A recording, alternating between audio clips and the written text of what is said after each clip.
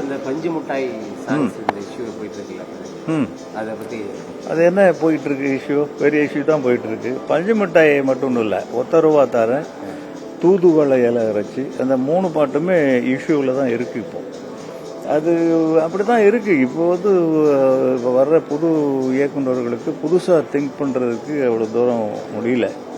ஒரு நல்ல சாங் பண்ணுறதுக்கு இப்போ இளையராஜா மாதிரியோ தேவா மாதிரியோ என்னோட சம்மந்தப்பட்டவங்க அவங்க 2 பேர் தான். இளையராஜா கிட்டத்தட்ட 7-8 படம் பண்ணார், தேவா ஒரு 7-8 படம் பண்ணார். அவங்க அளவுக்கு இன்னைக்கு கிரியேட்டர்ஸ் இல்லையோ அப்படின்னு தோணுது. அப்படி சொல்ல முடியாது. இவங்க போய் அவங்கள வேலை வாங்குறது ஒரு தனித்துவம். அது பண்ணாமல் சரி நம்ம வந்துட்டோம் அப்படின்ட்டு எங்கே பழசு ஹிட்டாருன்னு எடுத்து போட்டுக்கிறது. அது எடுத்து யூஸ் பண்ணலாம், அதுக்கு ஒரு மரியாதைக்கு ஒரு வார்த்தை கேட்கணும் அப்படிங்கிறது ஒரு ப்ரொசீஜர் இருக்குது. அதுக்குன்னு சில ப்ரொசீஜர்ஸு, சில ஃபார்மாலிட்டிஸு இதெல்லாம் இருக்குது. அதை பண்ணாமல் அவங்க பாட்டில் எடுத்து போட்டாங்க. ஒரு கால் பண்ணி கூட சொல்ல. அதுக்கப்புறம் எல்லாமே சொன்னாங்க லீகலாக மூவ் பண்ணலான்னு.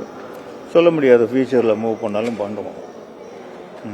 இப்போ ஒரு கருத்துள்ள பாட்டோ இல்லை ஒரு நல்ல முன்ன மாதிரி ஒரு பாட்டு இல்லையோ அப்படின்னு ஒரு கதை ஆசிரியர் பாடலாசிரியருக்கு வெற்றிடம் ஏற்பட்டிருக்கு சினிமா துறையில் அப்படின்னு நினைக்கிறீங்களா? அதாவது பாடலாசிரியருக்கு மட்டும் வெற்றிடம் ஏற்படல, கதாசிரியர்களுக்கும் வெற்றிடம் ஏற்பட்டிருக்கு. நல்ல வசன கருத்தாக்களும் முன்ன மாதிரி முதல் மரியாதையோ கிழக்கு போகும் சீமையிலே அதுவோ இப்போ வர்றதில்லை.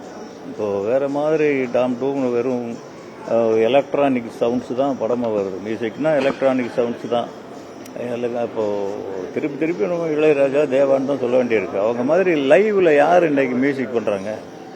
அது இல்லாததுனால இந்த குறைகள் ஏற்படுது. இனி அப்படி தான் சினிமா போயிட்டுருக்குன்னு தெரில, சொல்ல முடியாது. ஏன்னா இப்போ 2-3 படங்கள் நல்ல படங்கள் வந்து ஓடிட்டுருக்கு. மாமன் நல்லா போகுதுங்கிறாங்க. அதுக்கப்புறம் டூரிஸ்ட் ஃபேமிலி நல்லா போச்சு. எல்லாமே 2மே ஹோம்லி ஸ்கிரிப்ட். அதனால காலங்கள் மாறுறதுக்கு வாய்ப்பு இருக்குது. ஜனங்கள் ரசிகர்கள் கூட இவங்க நினச்சிட்டு இருக்காங்க ஏதோ அட்வான்ஸாக நம்ம பண்ணுறோம் அப்படின்ட்டு எதையோ சவுண்டு. இப்போ அத்தனை குட் பேட் அக்லிங்கிற படத்தில் மாடர்ன் நல்ல மியூசிக் டைரக்டர் ஜி.வி. பிரகாஷ் 1000ல் ஒருவன் பண்ணவர். அவர் எவ்வளவோ டேலண்டட் பர்சன். அவர்கிட்ட ஒரு நல்ல சாங் வாங்க முடியலன்னா பழசை எடுத்து போட்டுக்கிறாங்க. அப்போ பழசை நோக்கி தானே போகிறாங்க.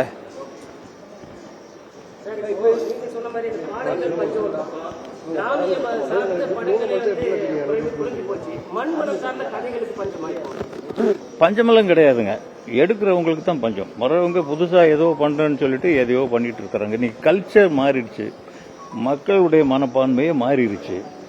இன்னைக்கு போதை கலாச்சாரம் அதுக்குது நிறைய அட்வான்ஸாக தான் போகிறாங்க. அந்த மாதிரி தான் எடுக்கணும்னு தப்பாக நினச்சிட்டு இருக்கிறாங்க. ஏன்னா அம்மா அப்பா மாமன் மச்சான் பாசம் சித்தப்பா பெரியப்பாங்கிறது இந்த மண்ணை விட்டு போகவே போகாது. அதுக்குள்ளே சுற்றி இருக்கிறது தான் நம்ம வாழ்க்கை. அதுலேயும் தமிழ் கலாச்சாரம்ங்கிறது ரொம்ப சிறப்பான ஒன்று. இவங்க அதை விட்டுட்டு இப்போ இருக்கிற கலாச்சாரத்தோட போய் அந்த மாதிரி போகிறதுனால தான் இதை விட்டு அவே போயிடுறாங்க. 100க்கு 99 படங்கள் ஓட மாட்டேங்குது இல்லையா? இப்போ குட் பை டக்லி ஓடலைன்னா கூட மாமன் ஓடுது. நீங்கள் லோ பட்ஜெட் படம். 2வது அந்த டூரிஸ்ட் ஃபேமிலிங்கிறது ரொம்ப சின்ன பையன் டைரக்டர் வித்தியாசமாக ஒன்று கொடுத்துருக்காரு. அந்த படத்துக்கு என்ன தேவையோ, அந்த காட்சிக்கு என்ன தேவையோ அதை தவிர அதில் வேற எதுவுமே கிடையாது. இப்படியா எடுக்கிறாங்க?